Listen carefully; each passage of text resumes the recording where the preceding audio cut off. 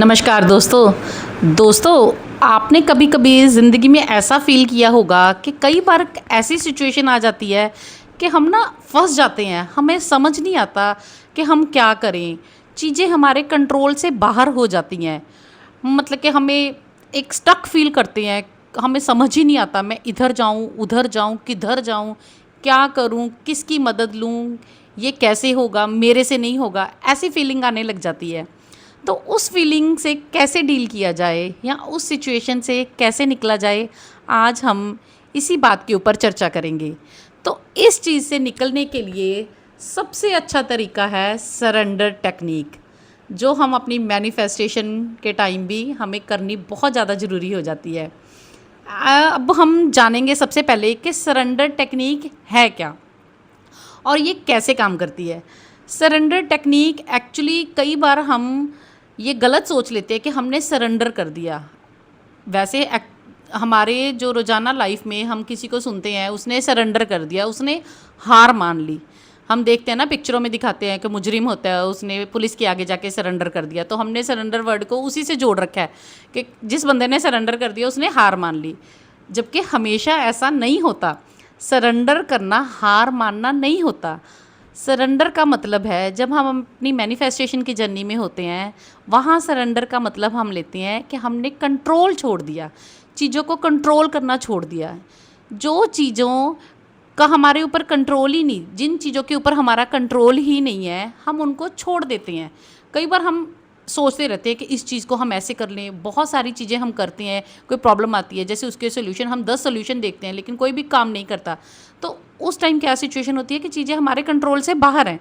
तो उस टाइम हमें सरेंडर टेक्निक अपनानी चाहिए। सरेंडर टेक्निक में आपने क्या करना है, आपकी कोई भी विश है या आप जिस भी प्रॉब्लम में हो, है ना, उसे क्लियर लिख लीजिए। पहले सबसे पहले क्या प्रॉब्लम है या आपकी क्या विश है, जो भी, चाहे आप मैनिफेस्टेशन की जर्नी में हैं, अगर आप कोई चीज़ अपनी विश मैनिफेस्ट कर रहे हैं उस टाइम भी आप सरेंडर टेक्निक को अपना सकते हैं। या कई बार ऐसी सिचुएशन आ गई, जैसे भगवान ना करे, कई बार ऐसी सिचुएशन हो जाती है कि हमें समझ ही नहीं आता कि क्या करें, मैं कैसे डील करूं।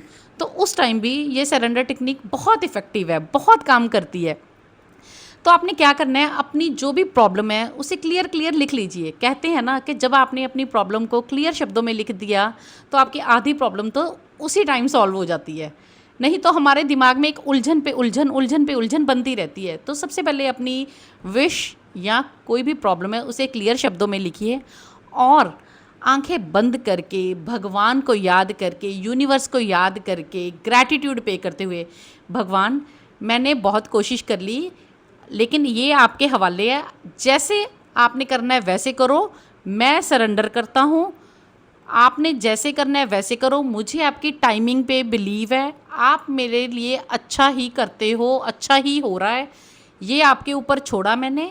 इस सिचुएशन को आप ही हैंडल कर रहे हो, आपने ही हैंडल करना है। मुझे पूरा भरोसा है आप मेरे लिए कुछ अच्छा ही सोच रहे हैं। मैं इतना उलझा हुआ हूँ इस सिचुएशन में और मुझे अब यकीन है कि आप ही अच्छा कर सकते हैं, आप ही अच्छा कर रहे हैं, मेरे बस से बाहर है।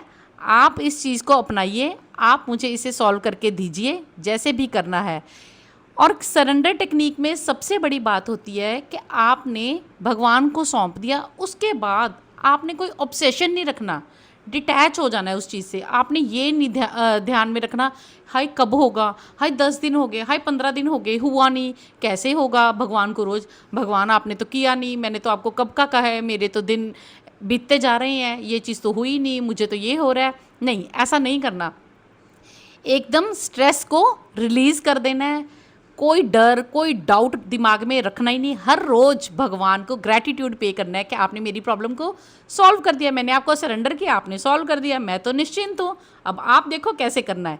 जब आप किसी चीज़ के ऊपर अपना कंट्रोल छोड़ देते हो और भगवान को समर्पित कर देते हो, यूनिवर्स को समर्पित कर देते हो, तो भला ऐसे हो सकता है कि भगवान या यूनिवर्स आपके साथ कुछ बुरा कर दे या आपकी प्रॉब्लम को सॉल्व ना करें? ऐसा तो हो ही नहीं सकता।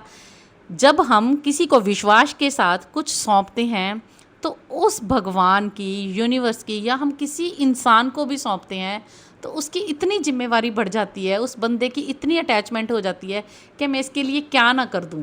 वो अपनी बेस्ट कोशिश करता है, वो अपने द्वार खोल देता है, वो अपनी बाहें खोल देता है आपके लिए। तो आप कभी भी भगवान ना करे ऐसी सिचुएशन में फंस जाएं जहां आपको समझ ना आए, तो बस एक सरेंडर टेक्निक को अपना लीजिए, भगवान को सौंप दीजिए। भगवान को सौंप दिया तो आपकी प्रॉब्लम ख़त्म है। बस जब भी आपने भगवान को सरेंडर करना है, उसके बाद रिलैक्स हो जाना है। आपने सोचना है कि आप इस प्रॉब्लम से निकल चुके हो, आपका स्ट्रेस रिलीज़ हो चुका है और डोपामीन आपके दिमाग में रिलीज़ होना चाहिए, हैप्पीनेस केमिकल वो रिलीज़ होना चाहिए, ना कि आपके दिमाग में स्ट्रेस चलता रहे, वो नहीं होना चाहिए।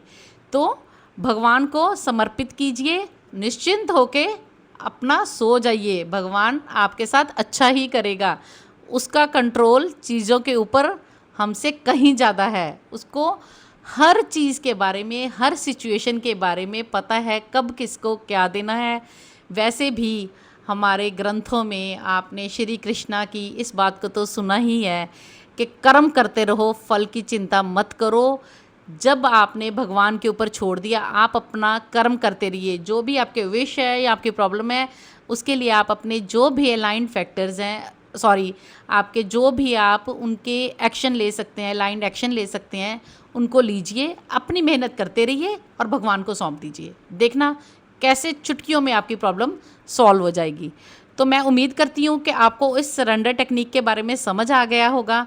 बस अब इस टेक्निक को अपनाकर अपनी विश को मैनिफेस्ट कीजिए। Thank you universe.